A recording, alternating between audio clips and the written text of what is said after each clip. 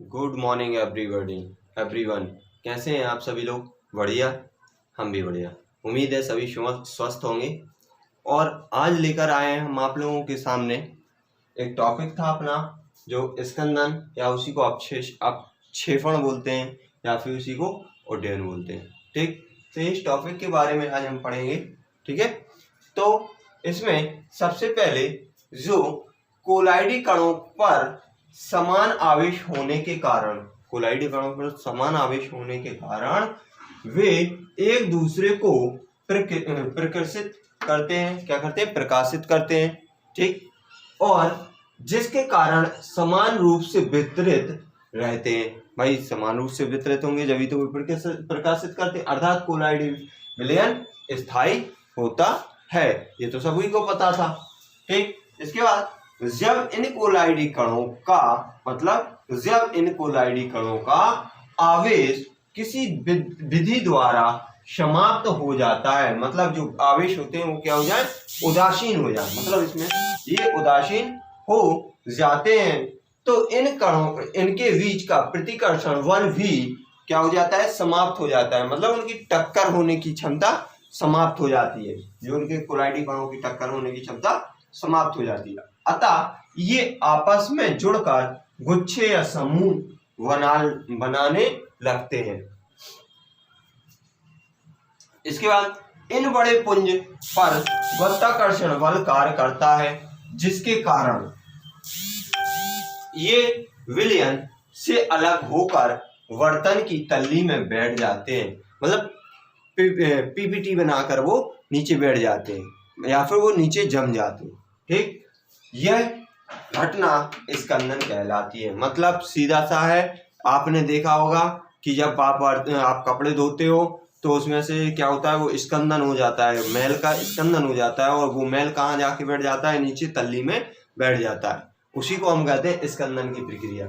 इसके बाद स्कंदन अधिकतर द्रव विरोधी कोलाइडी विलयनों का ही होता है। ठीक, इसके बाद स्कंदन करने की विधियां। स्कंदन करने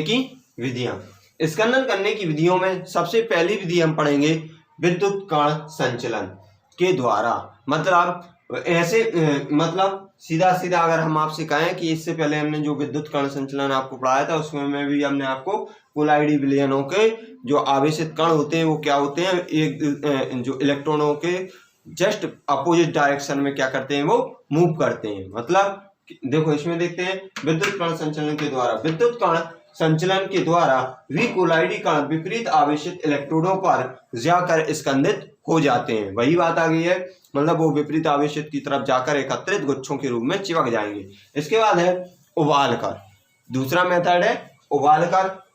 उबाल के कैसे? मतलब जब हम कोलाइडी कणों का टेम्परेचर बढ़ाते हैं तो वह उनके कोलाइडी कणों का टेम्परेचर बढ़ने पर उनकी गतिज ऊर्जा कम हो जाती है और वह स्कंदित हो जाते हैं। इसके बाद तीसरा मेथड है इसी में ठंडा करके। कैसे करके?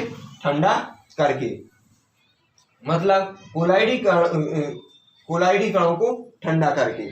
जब हम किसी कोलाइडी कणों को ठंडा करते हैं तो उसके कोलाइडी कण धीमे धीमे वह एकत्रित होकर गुच्छों के रूप में रुक जाते हैं, उदाहरण में, या फिर एकत्रित होकर स्कंदित हो जाते हैं। उदाहरण दूध का उबालना। दूध उबालेंगे, क्या होगा? वो उबालने के पश्चात जब अपन ठंडा करने के लिए रख देते हैं तो स्कंदित होकर उसके ऊपर जो मलाई बनती है या फिर जो उसके ऊपर लेयर बनती है उसे हम क्या कहेंगे? स्कंदित दूध या फिर कोलाइडी विलयन। ठीक, इसके बाद आता है आपका हार्डी-सोल्जे का नियम। ठीक है, हार्डी-सोल्जे का नियम आगे देखेंगे। ये आप स्क्रीनशॉट ले लेना और राइट कर लेना। हमने आपको दो तीन मेथड और बताए हैं इनकी विधियों के, स्कंदन करने की विधियों के, तो वो सरल हैं, वो आप लोग लिख लेना। ठीक, जो हमने बोला वही आपको लिखना है। ठीक है, और ये टॉपिक बोर्ड के लिए बहुत ज़्यादा इम्पोर्टेंट होता है। ये टॉपिक बोर्ड के लिए बहुत ज़्यादा इम्पोर्टेंट है, इसलिए बोर्ड में आप लोग ये टॉपिक अच्छे से ही पढ़ लें और याद कर लें। एक नंबर का क्वेश्चन आता है अधिकांश। ठीक है, इसके बाद अपन देखो हार्डी-सोल्जे नियम। हार्डी-सोल्जे नियम में हमने आपको बताया कि इस नियम के अनुसार इस नियम के अनुसार विपरीत आवेश युक्त आयन की संयोजकता, विपरीत आयन युक्त आयनों की संयोजकता क्या कहलाती है? जितनी अधिक होगी उसकी उस विलयन का या फिर स्कंदन करने की क्षमता कैसी होगी? शक्ति उतनी ही अधिक होगी। मतलब सीधा सीधा है, जो विपरीत आवेश युक्त जो आपके शॉल होते हैं या विलयन होती है, उनकी आयनों की संयोजकता जितनी अधिक होगी उसे स्कंदन करने की क्षमता उतनी ही अधिक होती है। इसी नियम को हार्डी-शोल्जे का नियम कहते हैं। देखो, जब अगर धन आवेशित सॉल में अगर हम कह दें कि इसकी संयोजकता अधिक थी आयनों की, तो ये सबसे ज्यादा शक्तिशाली होगा स्कंदन करने में। उसके बाद ये, फिर उसके बाद ये, फिर उसके बाद ये ऋण आयन वाले हैं। क्यों? क्योंकि ये धनावेशित की तरफ इनकी आयनों की संख्या क्या करेगी? मूव करेगी, स्कंदन करेगी। ये ऋण आयन सॉल्व लिया हमने, जिसमें धनायनों की ओर तरफ ये क्या करेंगे? मूव करेंगे, स्कंदन करने की क्षमता। जैसे उदाहरण में लिया है 0.1 मोलर NaCl मतलब सोडियम क्लोराइड, 0.1 मोलर का ये मतलब CH3COOH मतलब कार्बोक्सिलम में ये सबसे ज्यादा शक्तिशाली होगा, ये कम होगा। ठीक, इसके बाद आता है इसमें स्कंदन मान या फिर उड्डयन मान। ठीक, इसके लिए क्या कहते हैं? किसी विद्युत अपघट्य का वह न्यूनतम सांद्रता जो विलयन को स्कंदित करने के लिए, मतलब विलयन भी कह सकते हैं, सॉल्व भी कह सकते हैं, विलयन को स्कंदित करने के लिए आवश्यक होता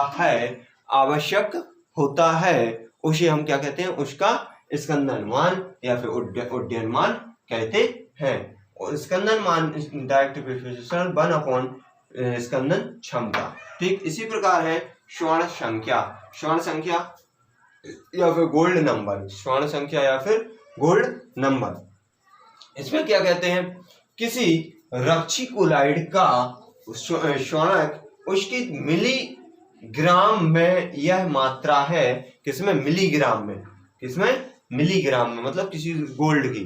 ठीक, मिलीग्राम में वह मात्रा है जो 10 मिली गोल्ड, किसमें? 10 मिली गोल्ड शॉल में सोडियम क्लोराइड के 10% विलयन, सोडियम क्लोराइड के कितने प्रतिशत?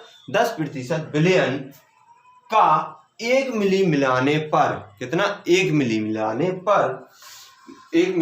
मिलाने पर गोल्ड सॉल्ट के स्कंदन को रोकने के लिए आवश्यक होती है। गोल्ड सॉल्ट स्कंदन रोकने के लिए आवश्यक होती है। इसी रोकने की क्षमता को ही हम स्वर्ण संख्या कहते हैं। मतलब इसका फॉर्मूला क्या होगा? इसका फॉर्मूला हो जाएगा रक्षण क्षमता डायरेक्टली प्रोपोर्शनल 1 स्कंदन स्वर्ण संख्या। ठीक, इसके बाद आगे बढ़ते हैं अपन। ये स्क्रीनशॉट ले लेना इसका और इसे उतार लेना। ठीक, इसके बाद आगे है टॉपिक थोड़ा सा और है।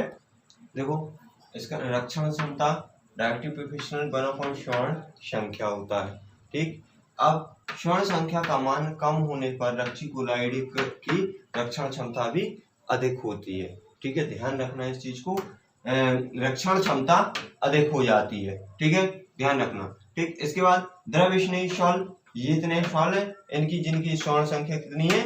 ये है जिलेटिन की 0.005 से 0.01 तक होती है। ठीक, केसिन की 0.03 होती है। इसके बाद एरोबिक ओलेट की 0.4 होती है। इसके बाद आलू या स्टार्च की 25 होती है। ओके, इसके बाद आज के लिए इतनी काफी है। ओके, धन्यवाद। आप लोग चैनल को सब्सक्राइब जरूर कर लेना। और ये आज जितने भी टॉपिक बताए ये सारे आपके बोर्ड पेपर के लिए बहुत इंपॉर्टेंट है। Okay, thank you.